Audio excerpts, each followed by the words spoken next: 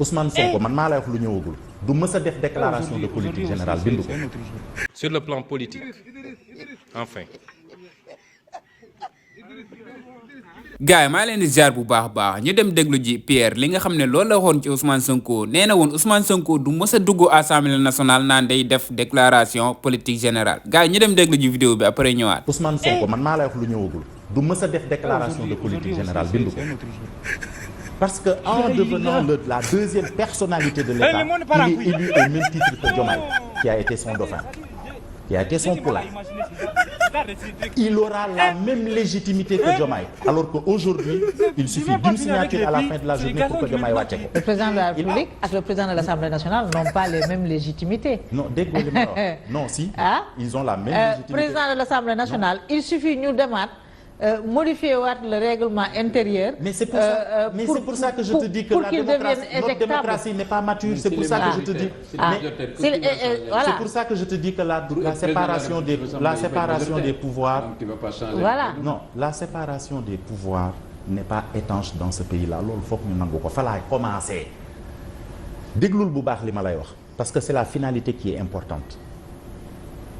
Diomaye est président dañ ko fal. On est d'accord. Ousmane Sonko mooy nekk tête de liste élection yi ñu jëm. nekk président assemblée nationale maa ngi lay wax lu ñëwagul.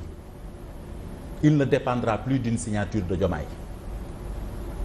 Et ça c'est li ma lay wax ni c'est hyper important et c'est pour ça que je vais te dire encore autre chose.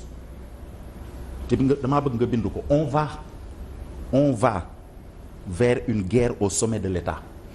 waxuma la guerre armée. vers un conflit, un bicéphalisme. Une crise institutionnelle. fa lañ jëm bind ko. non bind ko. entre l'exécutif et l'Assemblée nationale. ma ne 2012 ba tey mës naa la wax loo gisul bindal li ma lay wax ne je prends tout le monde à témoin man ci télé laay waxee li may wax ragaluma ko fa lañ jëm. lan mooy indi guerre bi. ma ne bind ko. waaw lan mooy indi guerre bi nee naa la Ousmane Sonko day dem Assemblée nationale. bind ko. Sur le plan politique, enfin.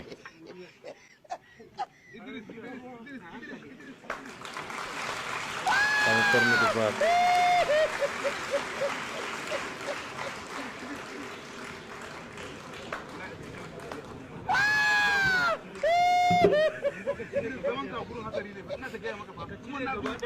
Je vois des députés qui souffrent alors qu'ils sont tranquillement assis depuis 2 heures de temps. Sur le plan politique, enfin.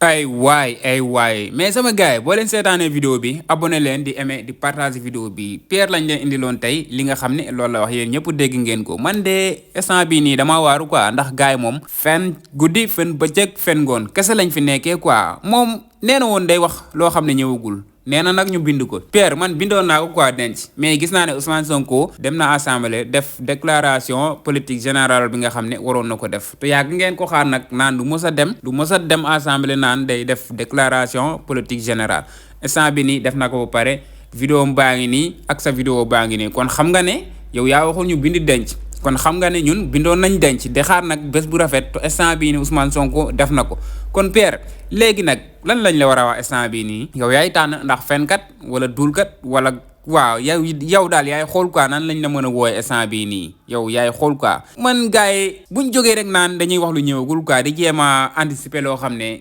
non man daal instant bii nii gars yi xaw ma sax lan laa leen di war a woowee quoi. ndax fen yu tooy xepp yi nga xam ne yéen a ngi koy fen instant bii nii moom jaaduwul quoi billaay jaaduwul. bañ nit ki rek jar na tax nga koy nekk di waxal loo xam ne du dëgg quoi suba bu ngoon seen télé bi heureusement boo télé mooy mun a nduur fay boobu moom yaakaar naa moo ci gudd boo xam ne bët setagul ci moom quoi mooy loolu même Sen TV mooy loolu. Ousmane Sonko waxoon na leen quoi nee na seen débat bi dafa suufe torop dara baaxu si nee na yéen plateau yi suba bu ngoon li ngeen ciy wax jëmalewu réew mi ci kanam quoi te ku nekk xam na ne yéen man moom xam naa ko waxul Ousmane Sonko waxul yéen ay fenkat ngeen quoi mais man miy wax ak yéen nii xam naa ne yéen ay fenkat ngeen seen plateau yi doo leen si ma sa wax dëgg suba ba ngoon nag fen rek Sonko ne manipulation fen kese ngeen nekkee ci seen plateau yi te loolu moom dafay war a jóg quoi gouvernement bi war nañ jóg ci loolu noonu bu baax a baax képp koo xam ne daal teg nga sa plateau invité ay nit ay chroniqueur nañ xam ci lu ñuy wax bu baax a baax ku ci fen dañ laa war a yóbbu ci yoon nga leeral fen bi fan nga ko teg buñ Sénégal ñëpp xam ne ni yow mii fenkat nga